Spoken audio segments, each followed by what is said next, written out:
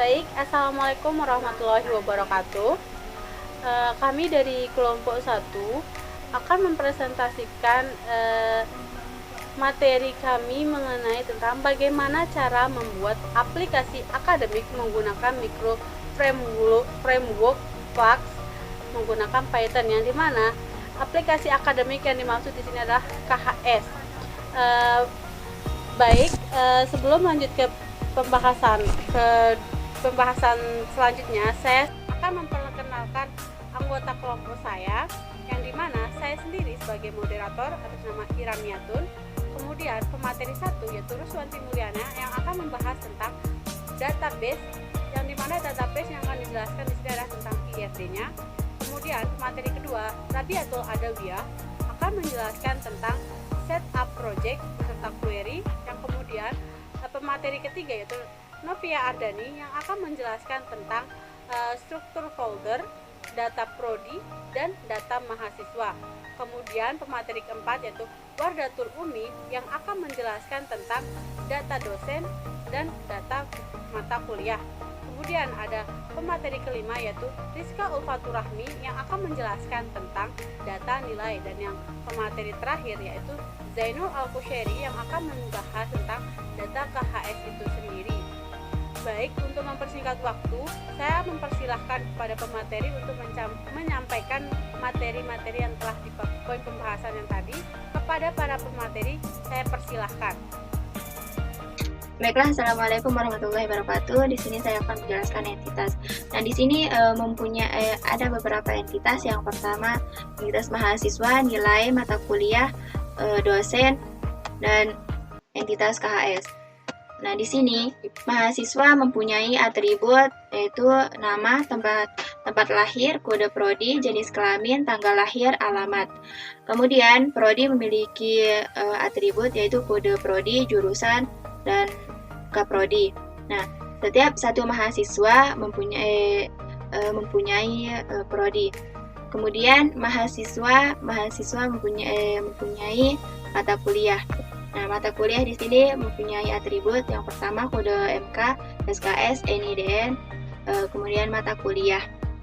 Nah, di sini mata kuliah, setiap satu mata kuliah memiliki satu dosen. Nah, di mana dosen memiliki atribut yaitu NIDN, alamat, jenis kelamin, tanggal lahir, tempat lahir, nama dosen. Kemudian mata kuliah, di sini mata kuliah adapun mata kuliah mempunyai nilai. Nah, di nilai ini mempunyai atribut yang pertama NIM, kode MK, SKS, K/N, nilai total, kode KRS, kode nilai UAS, tugas, UTS, sama absen. Nah, setiap nilai setiap satu mata kuliah mempunyai nilai, dan setiap nilai itu diperiksa oleh dosen. Kemudian di sini ada entitas KHS. KHS ini mempunyai atribut yaitu SKS gagal, SKS lulus, SKS diambil, kode nilai, NIE, tanggal KHS, kode MK, NIM, kode KRS, kode KHS, kode prodi, sama SKS yang diperkenankan. Kemudian setiap satu KHS mempunyai banyak nilai. Assalamualaikum warahmatullahi wabarakatuh. Membuka exam, kita aktifkan dua, yaitu bagian AKZ dan MySQL. Lalu kita klik di admin bagian MySQL. Setelah kita klik di sini, maka kita akan masuk ke dalam PHP admin. Kita buka database bernama py_fox. Oke. Setelah kita buka di sini, di dalam database ini ada beberapa tabel. Pertama yaitu ada tabel dosen, tabel jurusan, tabel mahasiswa, tabel mata kuliah, dan tabel nilai. Di sini di bagian tabel dosen terdapat beberapa bagian lagi. Oke, sedang proses. Nah, di sini di bagian tabel dosen yang pertama ada NIDN, lalu ada nama, lalu yang selanjutnya ada jenis kelamin, tempat lahir, tanggal lahir, dan alamat. Ini adalah bagian-bagian dari tabel dosen. Selanjutnya di bagian tabel jurusan ya. Oke, kita tunggu sebentar. Nah, di bagian tabel jurusan ini ada 3 bagian. Yang pertama ada kode jurusan, nama jurusan, dan kaprodi. Selanjutnya ada tabel mahasiswa.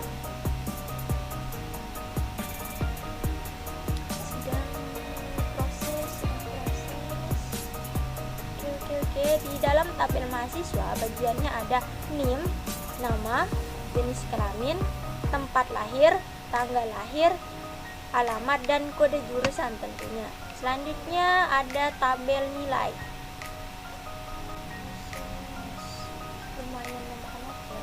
Lalu di sini di bagian tabel nilai ada tabel ID nilai, ada tabel NIM, ada tabel kode MK, ada absen, tugas, UTS, dan UAS. Di sini adalah komponen dari tabel nilai.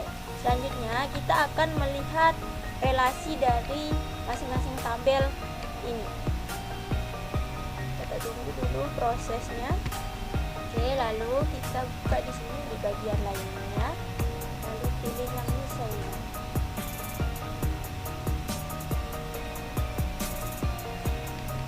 Di sini ada tabel yang tadi sudah saya jelaskan. Di sini kita akan melihat relasinya. Yang pertama di sini ada tabel jurusan yang berelasi dengan tabel mahasiswa. Lalu ada tabel mahasiswa yang berelasi dengan tabel nilai. Ada tabel dosen berelasi dengan tabel mata kuliah, dan ada tabel mata kuliah berelasi dengan tabel nilai. Di sini masing-masing tabel ini berelasi sesuai dengan bagian-bagiannya. Di sini untuk lebih jelas untuk bagian relasinya sudah dijelaskan di bagian pembuatan ERD oleh narasumber sebelumnya. Mungkin hanya ini yang dapat saya sampaikan. Sekian, assalamualaikum warahmatullahi wabarakatuh. Oke, assalamualaikum warahmatullahi wabarakatuh. Di sini saya akan menjelaskan tentang koneksi database dengan Flash menggunakan MySQL. Ulang. Enggak. Kanggo dekat teman-teman. Oke, assalamualaikum warahmatullahi wabarakatuh. Oke, assalamualaikum warahmatullahi wabarakatuh. Di sini saya akan melanjutkan materi tentang menjelaskan koneksi database dengan Flash menggunakan MySQL Connector. Caranya, host bernama localhost, user bernama root, password kosong, dan database bernama PY Flash.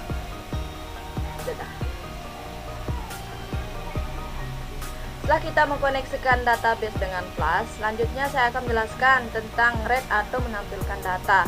Misalnya, di sini kita akan menampilkan data prodi dengan URL Flash. Kemudian kita ambil atau select semua data pada prodi. Setelah itu, hasil dari query tersebut kita simpan ke variabel data. Nah, variabel data ini yang kita gunakan pada HTML menggunakan template Jinja. Nah, contohnya seperti ini. Nah, mungkin hanya itu yang dapat saya sampaikan. Sekian, assalamualaikum warahmatullahi wabarakatuh. Oke, selanjutnya di sini saya akan menjelaskan tentang materi input atau insert data. Misalnya di sini kita akan menambah data prodi dengan URL atau ADDPD. Di sini kita akan menggunakan metode post. Kita akan menangkap data dari form kode jurusan, nama jurusan, dan kaprodi. Menggunakan query insert dari setiap data yang diinputkan pada form kode jurusan, nama jurusan, dan kaprodi ke dalam tabel jurusan. Nah, kemudian setelah berhasil menginputkan data, maka akan langsung diredirect ke halaman slash atau halaman prodi. Nah, mungkin hanya itu yang dapat saya sampaikan. Sekian, assalamualaikum warahmatullahi wabarakatuh. Baik, di sini saya akan menjelaskan tentang fungsi hapus. Misalkan di sini kita akan menghapus nilai. Alamatnya yaitu /hapus nilai, kemudian berdasarkan ID nilai. Setelah itu query dengan delete data pada tabel nilai berdasarkan ID nilai. Setelah itu cara penerapannya yaitu setelah alamatnya jadi, kemudian kita akan menggunakan atau memanggil di tombol hapus. Sebelum itu kita taruh on click return, lalu pesan pop-up-nya ingin menghapus data. Kemudian di harapnya kita taruh alamat hapus yang tadi, yaitu /hapus nilai berdasarkan ID nilai yaitu index store. Sekian dari saya.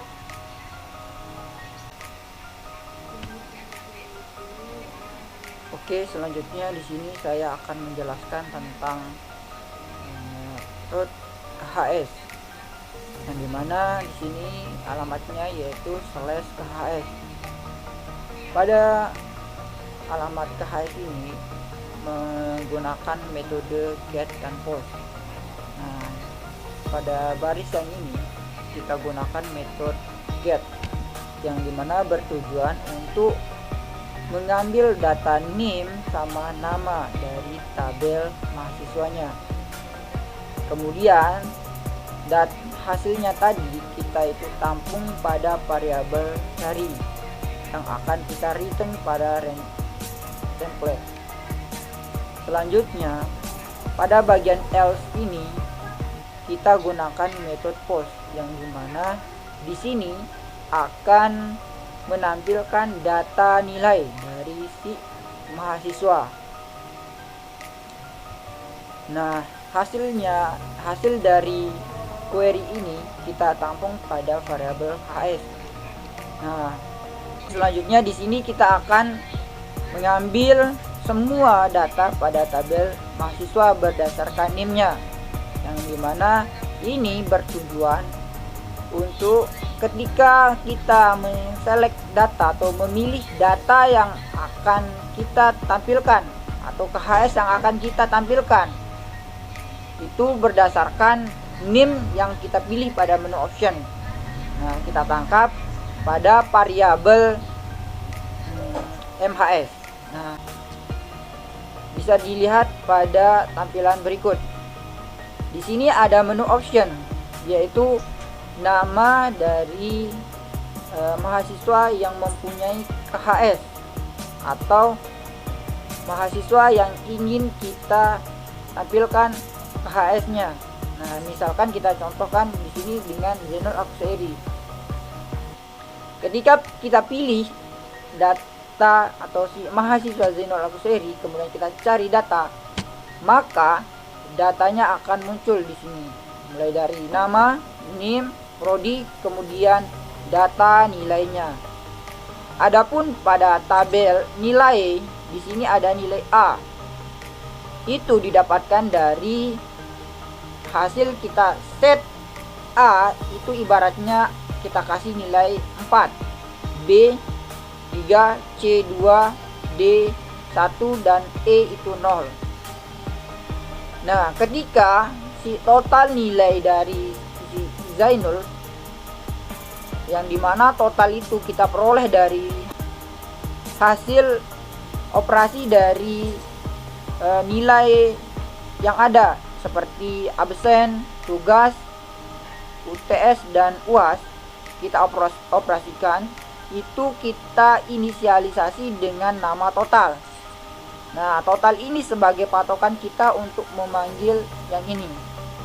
Nah, si total itu kita akan gunakan untuk mencari nilai dan KKLN-nya, yang dimana bisa dilihat pada template berikut.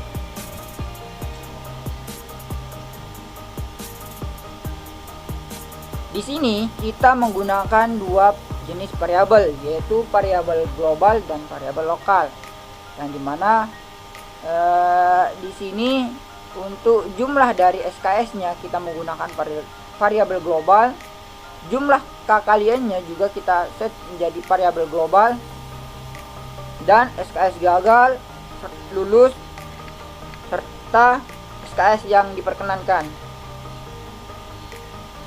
menggunakan variabel global.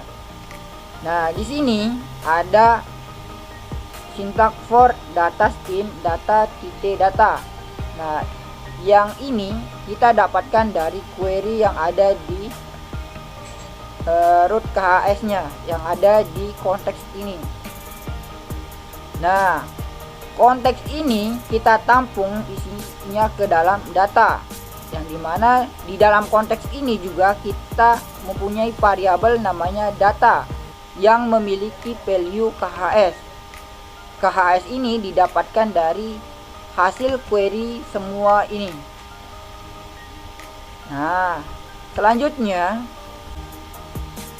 untuk mengetahui nilai pada kolom nilai tersebut, kita di sini menggunakan total sebagai acuan kita, yang dimana jika totalnya itu lebih kecil atau sama dengan 100, artinya batas maksimumnya itu adalah 100 dan data totalnya itu lebih besar atau sama dengan 80, atau batas minimal dari si nilai itu adalah 80, maka dia akan mendapatkan A.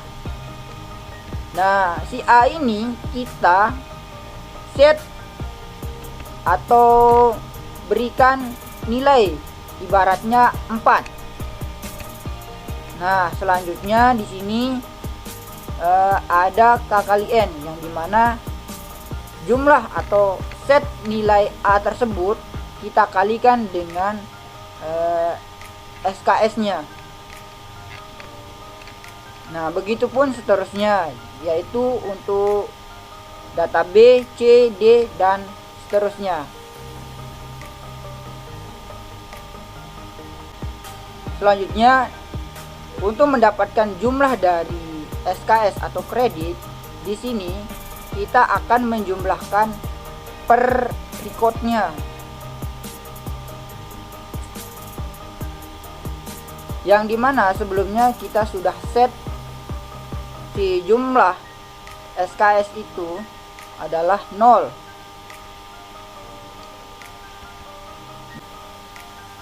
Nah, setiap kali perulangan itu kita akan jumlahkan sesuai dengan jumlah data yang ada. Begitupun dengan jumlah dari K kali N-nya. Setelah itu kita akan mencari si SKS diambil, lulus, gagal, diperkenalkan, dan IP semester. SKS diambil itu kita gunakan SKS pada saat ini atau jumlah SKS saat ini. Kemudian SKS lulus yaitu kita ambil berdasarkan logika yang ada di sini. Jika pada kolom nilai atau jika salah satu mata kuliahnya bernilai E atau D, maka kita set D itu gagal. Kita taruh variabel gagal di sini.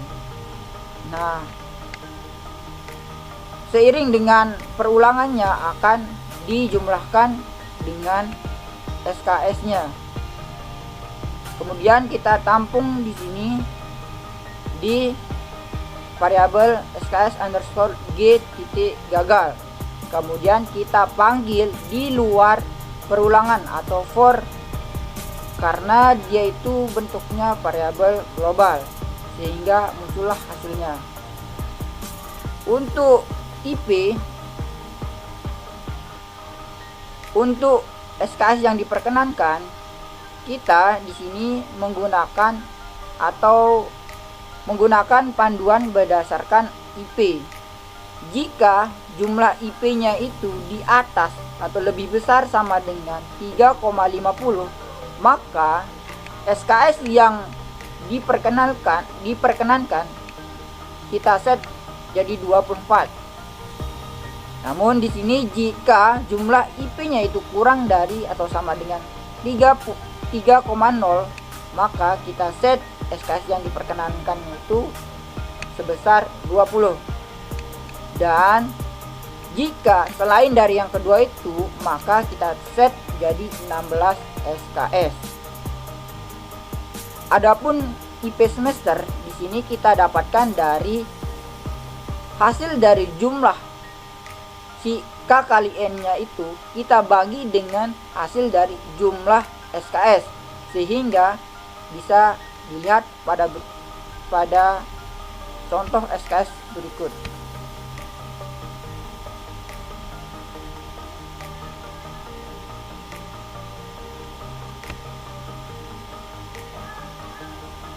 Oke, hanya itu yang dapat saya sampaikan. Sekian dari saya, terima kasih.